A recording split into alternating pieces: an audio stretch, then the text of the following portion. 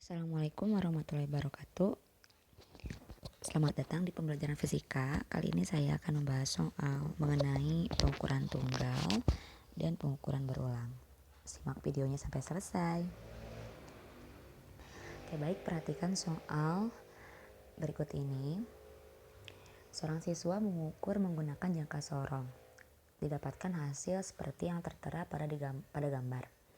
Nah, di sini dalam melampirkan hasil pengukuran menggunakan jangka sorong, kita harus paham dulu cara membaca skala utama dan skala nonius. Karena di jangka sorong itu memiliki dua skala, yaitu skala utama dan skala nonius.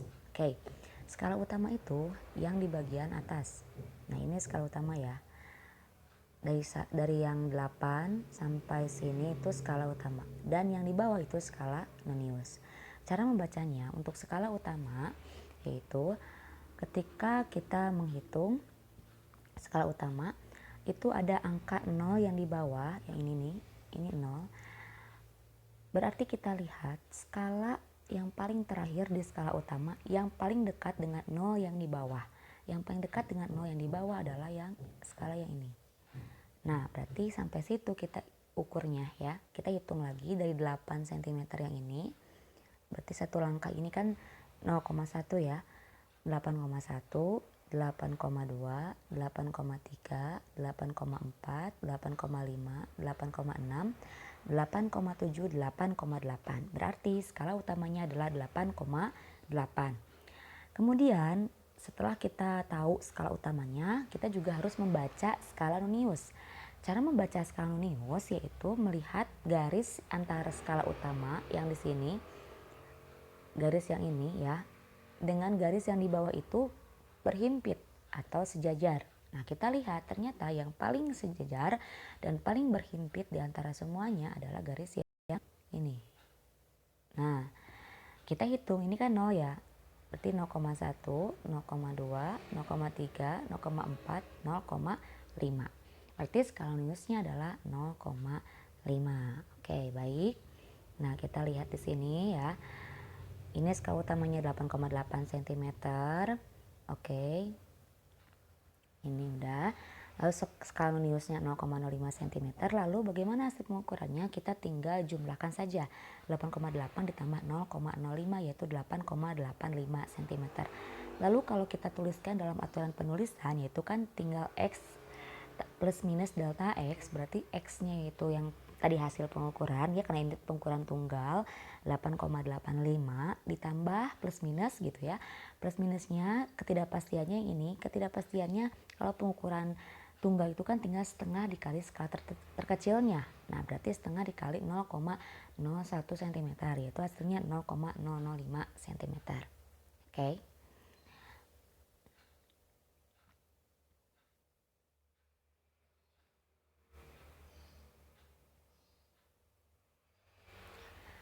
Lanjut ke soal yang kedua, yaitu pengukuran menggunakan mikrometer skrup. Oke, perhatikan ya. Di sini seorang siswa mengukur suatu benda menggunakan mikrometer skrup, didapatkan hasil seperti yang digambar. Oke.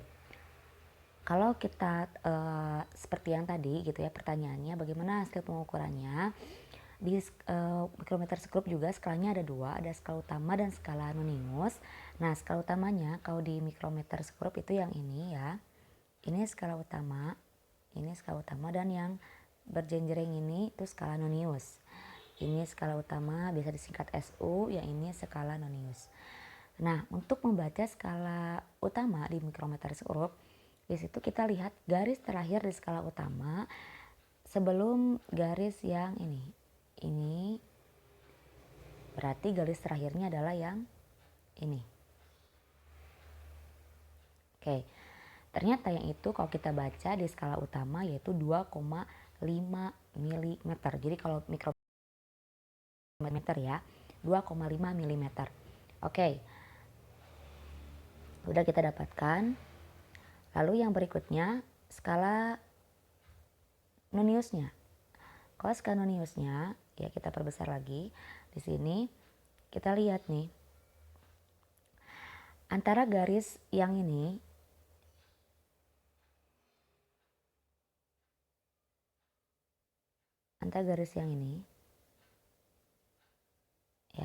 yang sejajar banget dengan garis skala nonius, berarti garis yang ini.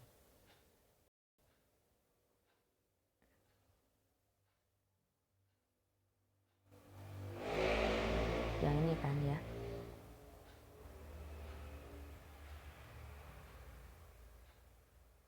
Nah, berarti untuk di micrometer scrope ini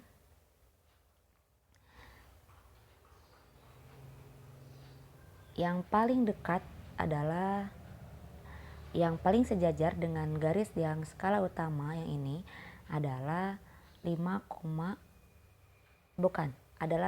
ya. Kita lihat, kita perbesar lagi ya supaya lebih jelas. Nah,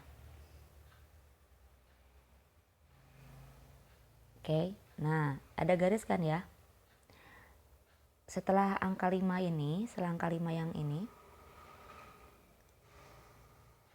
Nah, setelah angka 5 yang ini ternyata ada garis di atas angka 5 yang sejajar banget dengan ini ya.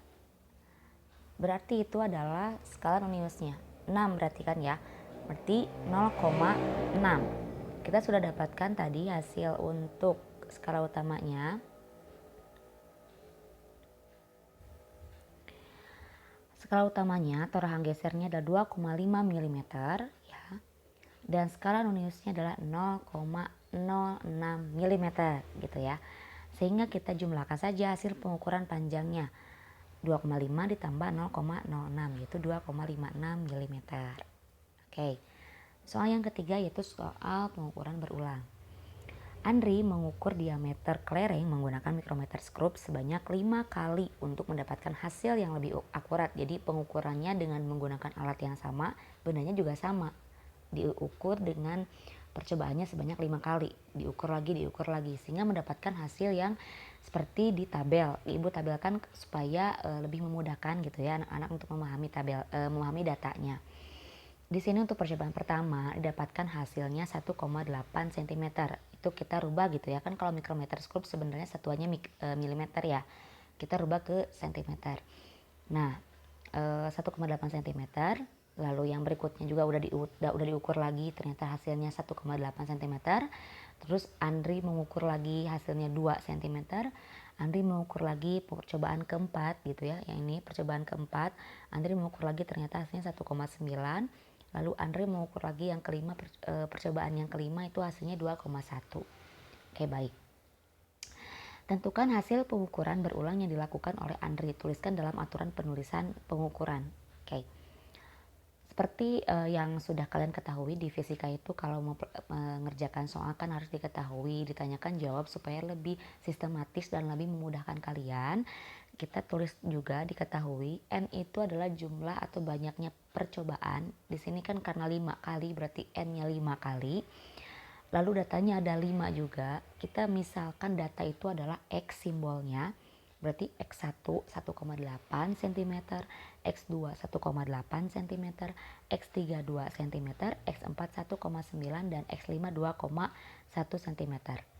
Yang ditanyakan itu adalah penulisan pengukuran X0 ditambah plus minus gitu ya, maaf, plus minus delta X. Oke, kita bikin tabel kayak gini dulu. Kalau untuk pengukuran berulang, tabel pertama itu percobaan ke gitu ya, kolom pertama itu, kolom keduanya hasilnya yang tadi sudah didapatkan di soal, dan kolom ketiganya kita isi yang ini nih. Kolom ketiga yang ini adalah hasil kuadrat dari data yang ini. Jadi 1,8 kita kuadratkan ya, 1,8 dikali 1,8 itu hasilnya 3,24. Berikut pula yang 1,8 yang ini, kuadratkan lagi. 2 dikuadratkan berarti 4 ya. 1,9 dikuadratkan 3,61. 2,1 dikuadratkan menjadi 4,41. Lalu masing-masing kolom kita jumlahkan. Dari sini, dari atas yang 1,8 sampai ke bawah kita jumlahkan, itu hasilnya 9,6. Lalu yang di atas yang ini 3,24 kita jumlahkan juga, 3,24 sampai 4,41 kita jumlahkan, hasilnya adalah 18,5. Oke.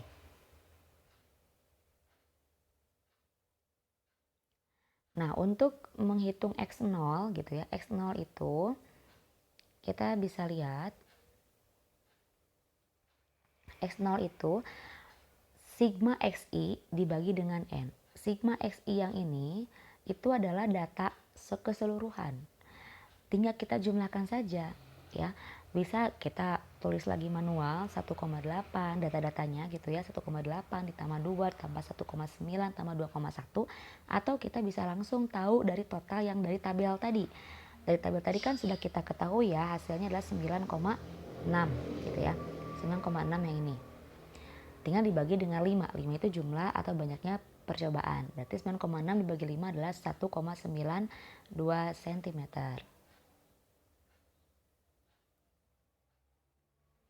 Ya.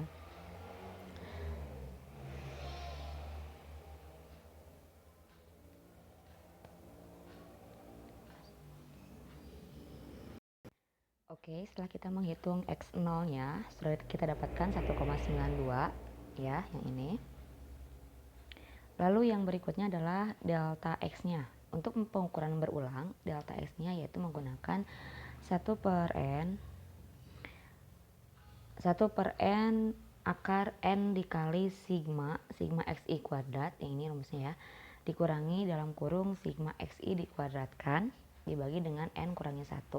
Kita sudah tahu bahwa N-nya adalah 5, karena 5 kali percobaan, berarti 1 per 5, yang ini ya. Akar N-nya kita masukkan 5 dikali sigma XI kuadrat itu yang sudah ada di tabel tadi ya. Kita coba kembali ke tabel yang tadi. Ini kan 18,5 itu adalah sigma XI kuadrat. Sigma itu jumlah ya. Sigma XI kuadratnya adalah 18,5. Tuh ya, 18,5 dikurangi dalam kurung sigma XI dikuadratkan. Sigma XI itu yang mana? Kita balik lagi ke tabel. Sigma XI itu yang 9,6. Kayak ini sigma XI 9,6 ini ya, yang sigma XI. Oke, dikuadratkan. Oke, kita langsung ke langkah yang kedua, yaitu sama dengan ini 1 per 5 akar 5 dikali 18,5 hasilnya 92,5 dikurangi 9,6 dikuadratkan adalah 92,16 dibagi 5 kurangi 1 adalah 4. Lalu langkah selanjutnya sama dengan 1 per 5 dikali masih dalam akar 92,5 ini dikurangi 92,16 hasilnya 0,34 dibagi dengan 4. Lalu yang berikutnya sama dengan 1 per 5 dikali akar, kita bagikan dulu 0,34 dibagi 4, itu hasilnya 0,085. Masih dalam akar ya. Lalu yang berikutnya, langkah yang berikutnya adalah ya ini 1 per 5 baru. Akar dari 0,085 itu berapa hasilnya? Akar dari 0,085 hasilnya 0,29 gitu ya. Oke, dikali 1 dibagi 5 hasilnya adalah 0,058, kita bulatkan gitu ya berdasarkan angka penting. Di sini 0,29 dibagi 5 berarti kan jumlah angka penting yang paling sedikit adalah 1. Berarti hasilnya adalah satu angka penting. Oke, hasilnya berarti 0,06 cm untuk ketidakpastiannya. Sebab itu ketika kita menuliskan hasil pengukurannya, jadi X0 ditambah atau plus minus delta X sama dengan 1,92 plus minus 0,06 cm. 1,92 dihasilkan dari X0 dan delta X-nya dari perhitungan yang rumus yang ini. Oke, terima kasih sudah menyimak videonya sampai selesai. Jika ada pertanyaan silakan bisa lewat Instagram pribadi saya atau bisa lewat kolom komentar. Terima kasih. Wassalamualaikum warahmatullahi wabarakatuh.